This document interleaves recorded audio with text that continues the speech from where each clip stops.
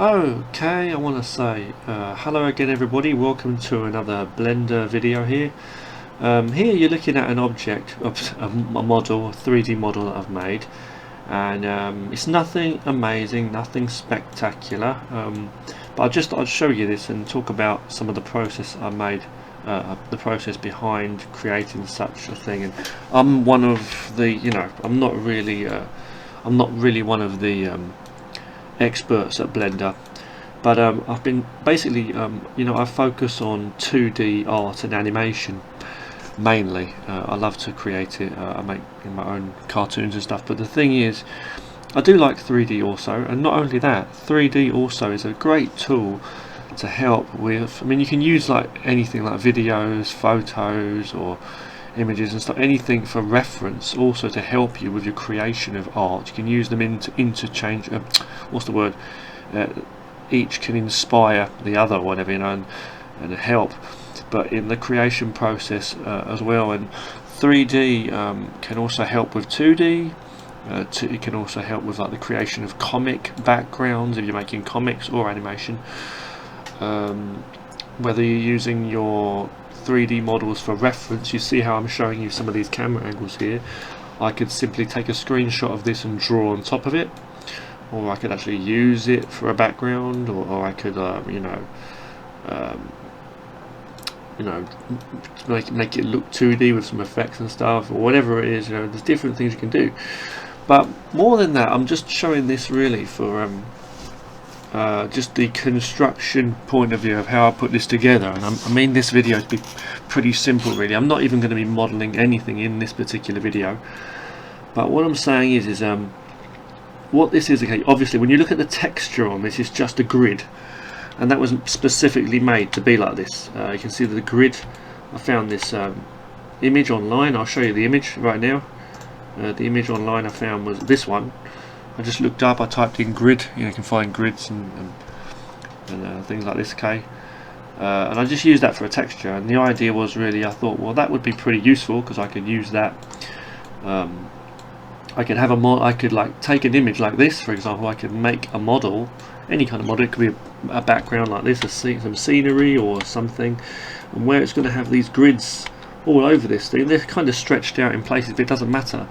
The idea is it gives you these lines and these guides, and what I could do then is I could take a screenshot of this and I could draw on top of that using the grids as a guide. So that's why this thing isn't super detailed in terms of each part that makes up this thing. It's just basically a load of 3D shapes and objects. This whole thing is it doesn't have any like proper textures on or anything. It's just a basic block out of like a scene. These obviously look like buildings and stuff, kind of thing, right? It's not certain what exactly they are, but I did this kind of like free, loose, and fun. It was just straight up, just natural. Just what do you call it? Natural, intuitive. I was just mucking around, basically putting shapes together. So the way I did this was, I literally just started off with a cube. Shaped it a bit, added another one, shaped that. I added a few modifiers and stuff, like as you can see here, like these wireframe areas and stuff, but that could represent wireframes. It could also represent doorways, windows, whatever. I added a bunch of lights to the scene. We're looking at this in rendered view, obviously, and overhangs and things like this, you see. So you can see all these other little rounded shapes here, and cylinders and spheres and stuff I've stretched out. We've rotated things, stretched things, moved things around, flipped them upside down, left to right, whatever. Put all kinds of things in. And I wasn't actually thinking of making an exact design of a set thing in my mind. I was just putting all these things together. And I was so happy because like recently I've had so much trouble in my mind trying to think of the best way to like draw scenery anyway, and come up with scenery for my cartoons and stuff, and I thought I've been wanting to like use 3D to help me for some of the best angles too.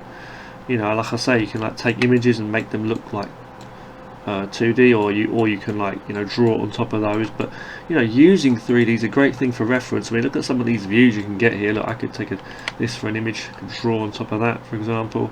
It looks like we're looking through the windows of some apartments, some flats here, or some building or something, you know.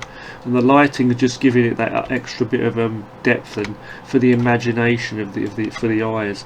And there's some parts of this building here. This looks like a staircase. Look from in here or something. Look, and these big what do you call it? These big tanker things. These gas. I don't know. Whatever comes to mind when you look at these rounded shapes as well. You know.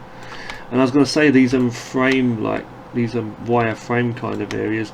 Yeah, they look like just windows as well. Even though there's no glass in them, they look like that. So you can imagine it. So it's giving a whole range of you know.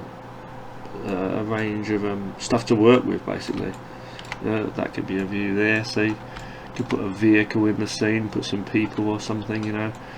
And this is just literally working with a bunch of 3D shapes. I just literally started putting shapes together, copying, you know, duplicating objects, stretching them, adding things, just rotating that, and until it just became this. So a bit of random stuff came. It just gives you more imagination. It's true what they say, you know, sometimes you can, like, for artists too, it's like, you know, you can't work with, you know, nothing, but you can work with something, so to speak, you know. So it just gives you imagination as you work. And not only that, it helps you be more creative and imaginative. It feeds the imagination and puts kind of like logs on the fire, so to speak, of imagination. And you know, with a design in mind as well, you can like do even more. So working with random stuff and design stuff. Plus you've got the different views too, such as like this, just a simple view, or this, or wireframe like that. See, different things you might want to use. Just to get the views and stuff to help you for some designing.